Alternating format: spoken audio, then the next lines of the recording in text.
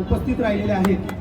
दिव्या दिव्या दीपककार, काने कुंडल मोतीहार, दिव्याला पाहून नमस्कार, दिवा लावला देवापाशी चरणापाशी, अशी ही शुभंकर होती. त्याच वेळेला म्हणजे संध्याकाळच्या वेळेला आपण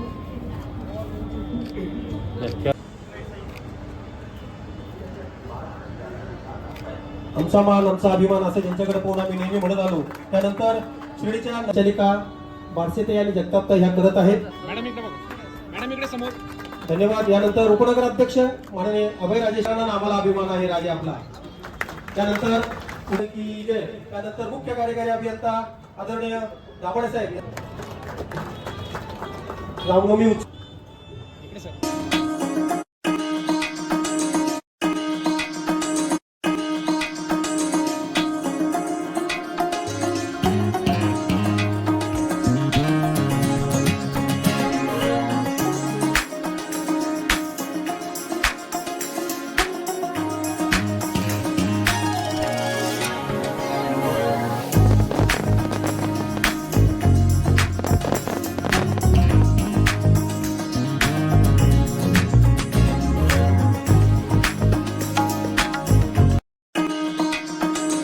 ओम साईराम.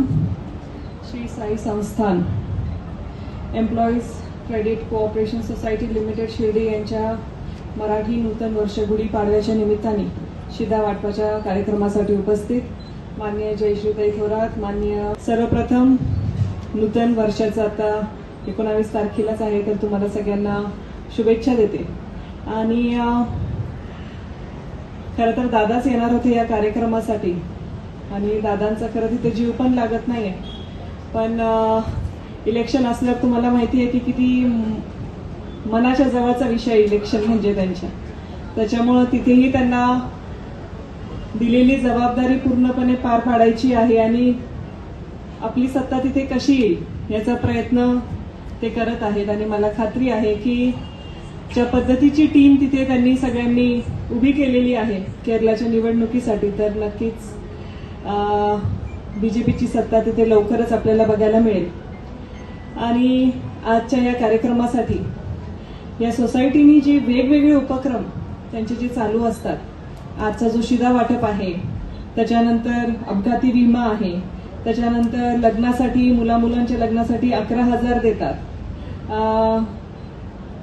जर मृत्यू कोणाचा झाला तर त्यांच्या परिवाराला 11,000 देतात. अशा बरेच ठिकाणहून ते त्या सभासदांना म्हणा किंवा शिर्डीकरांना म्हणा ते मदत करायचा प्रयत्न करत आहेत. म्हणून या सोसायटीचं काम खूप छान पद्धतीने चालू आहे आणि मला खात्री आहे की आता तर वर्षाची सुरुवातच होणार आहे पाडव्याला, तर वर्षभर अजून खूप छान छान योजना जेवढे पण सभासद आहेत त्यांच्यासाठी आणणार आहेत आणि त्यांना जास्तीत जास्त सुविधा कशी उपलब्ध करून देता येईल याचा प्रयत्न ते अजून करत आहेत.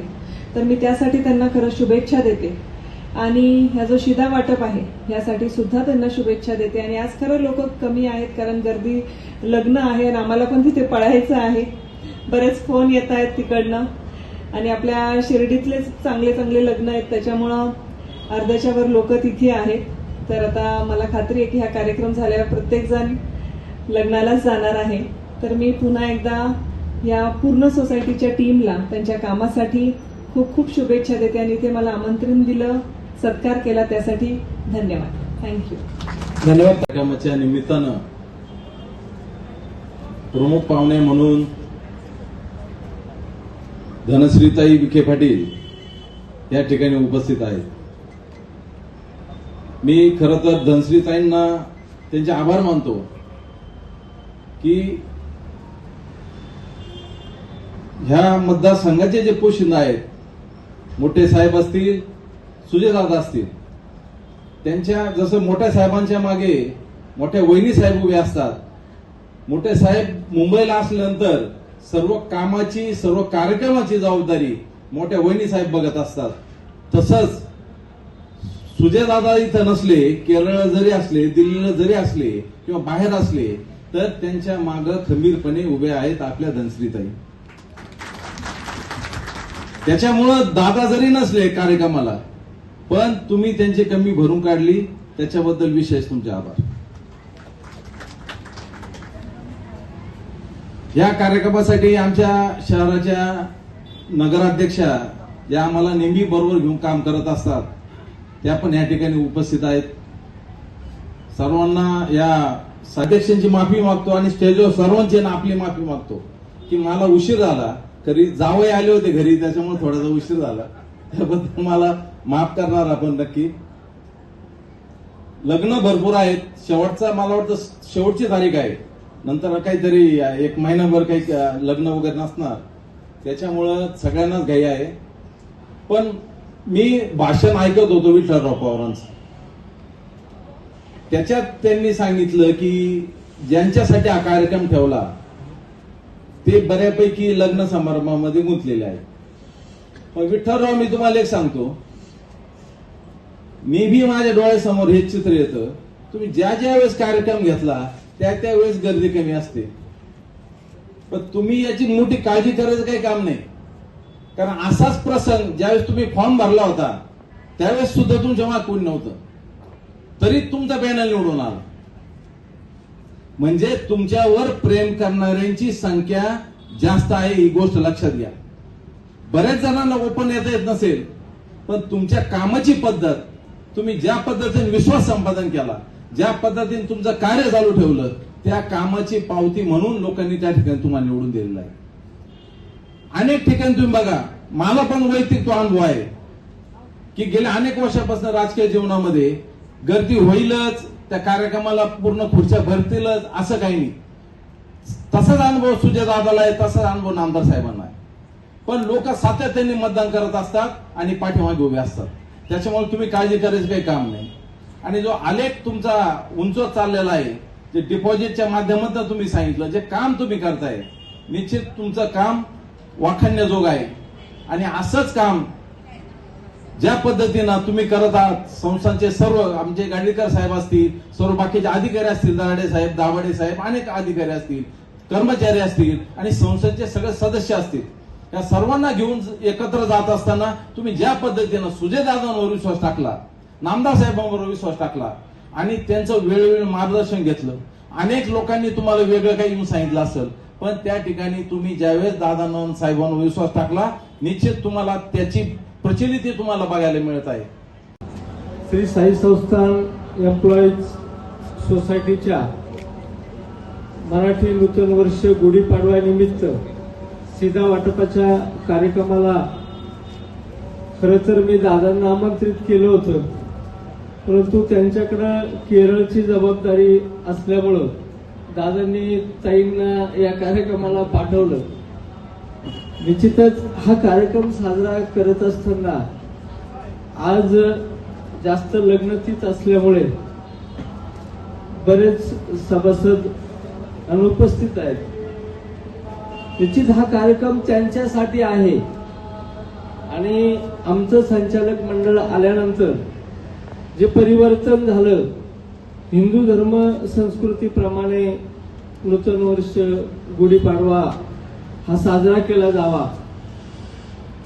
ही संकल्पना संचालक मंडळासमोर मांडल्यानंतर सर्वांनी होकार दिला आणि ही गुढीपाडव्याचं आमचं दुसरं वर्ष आहे. निश्चितच ही संस्था चालवत असताना अनेक अनंत अडचणी येत आहेत.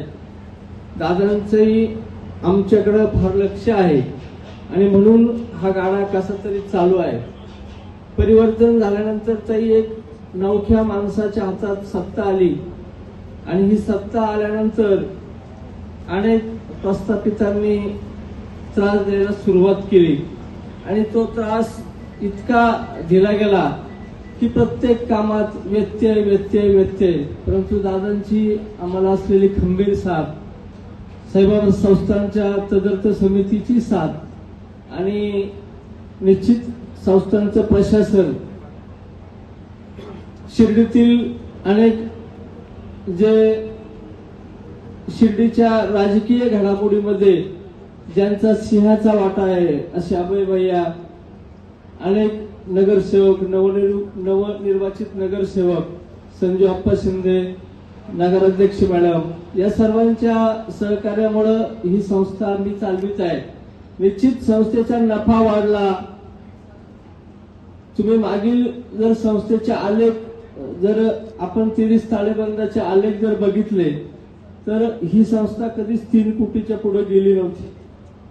परंतु चांगला कारभार करत असताना अडचणी येतात आणि त्या अडचणींना आम्हीही सामोरं जात आहोत. परंतु दादांचं सहकार्य आम्हाला आहे. संस्थांचे कार्यकारी अधिकारी गोरक्षजी गाडीलकर साहेब, दराडे साहेब, दाभाडे साहेब, प्रशासकीय मंडळ या सर्वांच्या सहकार्यामुळे ही संस्था चालू आहे. 24 तासाच्या आत आम्ही कर्ज सभासदांना उपलब्ध करून देतो. गुढीपाडवा, दीपावली, शालेय बक्षीस वितरण, तसेच मकर संक्रांत असे अनेक वेगवेगळे उपक्रम सभासदांसाठी चालू आहेत. सभासदांना अपघाती आणि नैसर्गिक विमा 10 लाख रुपये इतकी रक्कम आपण सभासदांच्या वारसांना देत आहोत. हे सगळं करत असताना संस्थेचं कार्यालय नाही. आपण या ठिकाणी जे थांबलेलं आहे ही साई उद्यान इमारत साई संस्थांची आहे. तुम्हाला कार्यालयातही नेता आलं नाही कारण तिथं गुढीपाडव्याचा शिदा ठेवलेला आहे. आणि मी दादांना वेळोवेळी विनंती केली की आम्हाला संस्थेसाठी कार्यालय घ्यायचं आहे. 96 ला सुरुवात झाली होती. ती इमारत वादाच्या भोवऱ्यात सापडली. 96 ते 2026 एवढा मोठा कालावधी होऊनही अनेक संचालक मंडळ आले आणि गेली. परंतु या संस्थेचं ही स्वभांडवली झालेली संस्था आहे. आम्ही कुठल्याही नॅशनलाइज किंवा जिल्हा बँकेतून कर्ज घेत नाही. आमची संस्था स्वभांडवली आहे.